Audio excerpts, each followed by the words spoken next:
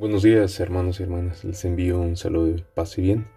Soy el Padre José Luis Peralta y aquí estamos un día más para compartir con ustedes la palabra de Dios en un tiempo tan hermoso en el que la Navidad se acerca cada día más, en el que deberíamos de preguntarnos si estamos siendo correctos o estamos reflexionando bien sobre nuestra forma de pensar, nuestra forma de ser, nuestra forma de tratar a ciertas personas en nuestras vidas, cómo los vemos, en nuestras promesas que hacemos.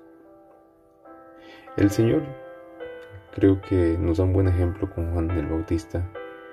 Escuchemos el Evangelio del día de hoy, que es tomado de Lucas, capítulo 7, versículo 19 al 23. El Señor esté con ustedes. Lectura del Santo Evangelio según San Lucas. En aquel tiempo, Juan envió a 2 de sus discípulos a preguntar a Jesús: ¿Eres tú el que ha de venir, o tenemos que esperar a otro? Cuando llegaron a donde estaba Jesús, le dijeron: Juan el Bautista nos ha mandado a preguntarte si eres tú el que ha de venir, o tenemos que esperar a otro. En aquel momento Jesús curó a muchos de varias enfermedades y dolencias y de espíritus malignos, y a muchos ciegos les concedió la vista. Después contestó a los enviados: vayan a contarle a Juan lo que han visto y oído. Los ciegos ven, los cojos andan, los leprosos quedan limpios, los sordos oyen, los muertos resucitan y los pobres se les anuncia el Evangelio. Dichoso el que no se escandalice de mí. Evangelio del Señor. Gloria a ti, Señor Jesús. Bueno, ¿qué es lo que podemos ver nosotros aquí? Una duda, ¿verdad? De quién es Jesús. Y es como si pensáramos que Juan está dudando de la divinidad de Jesús. ¿De quién es Jesús? Y es como si se contradiciera, porque todo lo que ha dicho es como si aún no lo creyera, pero Juan el Bautista sabe bien de qué se trata. Todo esto lo hace por sus discípulos. Entonces, Juan está en la cárcel, está apresado, y es ahí donde tiene un tiempo duro de silencio para meditar, para reflexionar, para orar quizá. Y no es que le vengan dudas, pero tenía que dejarles claro a sus discípulos quién iba a ser Jesús, quién era Jesús, porque él iba a morir. Entonces, ahí es cuando Jesús le da esa respuesta a sus discípulos. Ustedes han visto lo que yo hago. Juan es el que ya hablaba de mí y estas son mis obras. Esto es lo que yo hago, esto es lo que yo he creado, esto es lo que yo puedo hacer. Y es ahí cuando nos ponemos a pensar, dice, mira lo que Jesús está haciendo. Viene, pero lo importante y lo bonito es al final de la palabra que dice, dichoso aquel que no se avergüence de mí. ¿Por qué decía eso? Porque los seguidores de Juan siempre estaban esperando a un libertador, a alguien poderoso, y Jesús ya les estaba hablando de aquello lo que él iba a hacer. ¿Con quién iba a convivir? ¿Con quién iba a estar? ¿Dónde iba a predicar? Lo más corriente de aquel tiempo era irse a la orilla del río y predicar allá o andar en los lugares diferentes. Pero después era más humillante la forma como iba a ser juzgado Jesús, cómo iba a ser maltratado y de la forma como se iban a burlar. Pero bien les dijo él, dichoso aquel que no se avergüence de mí. Tú te avergüenzas de Jesús. Jesús viene cada día y cada tiempo a traer una revolución espiritual en nuestras vidas.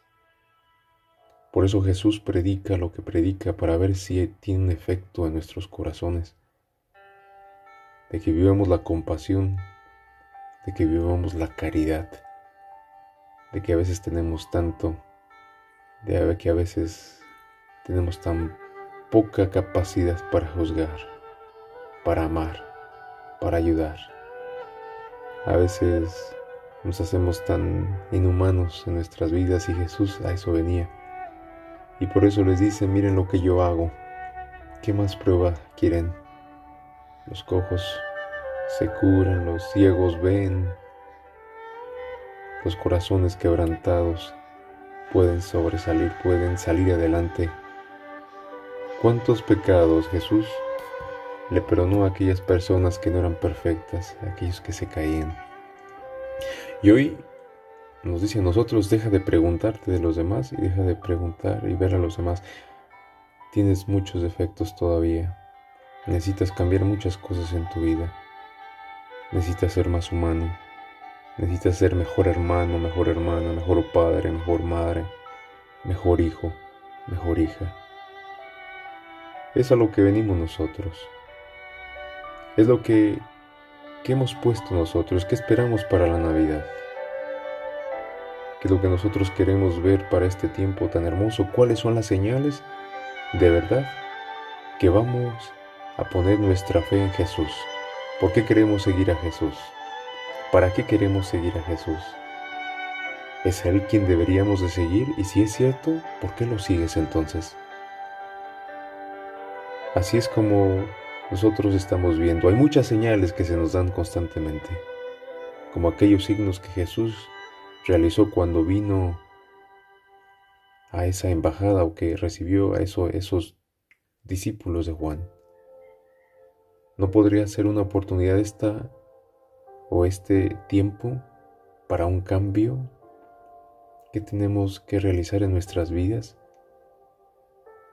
Hay muchos signos verdaderos, hermanos, que tendríamos que dar, no solamente que recibir.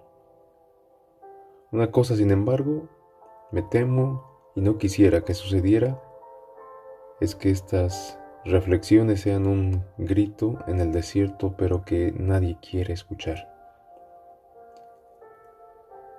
¿Qué vas a hacer esta Navidad?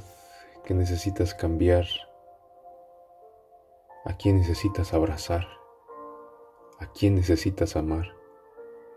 Y no es solamente quién, pero quién necesita ese cariño, quién necesita ese cuidado, quién necesita esa caridad. Dios nos da la oportunidad, hermanos, de salir adelante y de ser mejores cada día. A eso viene Juan y también quiere que nosotros escuchemos quién es Jesús. No solamente a sus discípulos, pero también a nosotros, y que despertemos, porque a veces pensamos que hacemos mucho, a veces pensamos que damos mucho, y eso es lo peor, cuando piensas que das, que haces, te falta tanto todavía. Te falta crecer y te falta dar y ayudar más a los demás. No solamente en material, pero en amor, en caridad. ¿Quién eres tú para juzgar? ¿Quién eres tú para sentirte traicionado, traicionada? Jesús en todo eso te podía dar una lista y Jesús en todo eso nos da el ejemplo de cómo debemos de vivir, de cómo debemos ser. Por eso trae una revolución espiritual. Viene a aturdir tu interior, viene a cambiarte. Viene a mover tu corazón y a organizar la vida interior. Ahí es donde tenemos que enfocarnos y tenemos que adentrarnos, hermanos. Que Dios les ayude y que día con día sean mejores cristianos y que día con día sean comprometidos en esa oración, en esa unión familiar. Sigan con esa pequeña actividad. No se olviden de su Padre Nuestro. No se olviden de esa petición y no se olviden de su oración final como familia. Que estas palabras no sean palabras en el desierto, que te muevan para crecer en ese amor y en esa unión con Cristo por medio de tu familia, por medio de los que tú amas.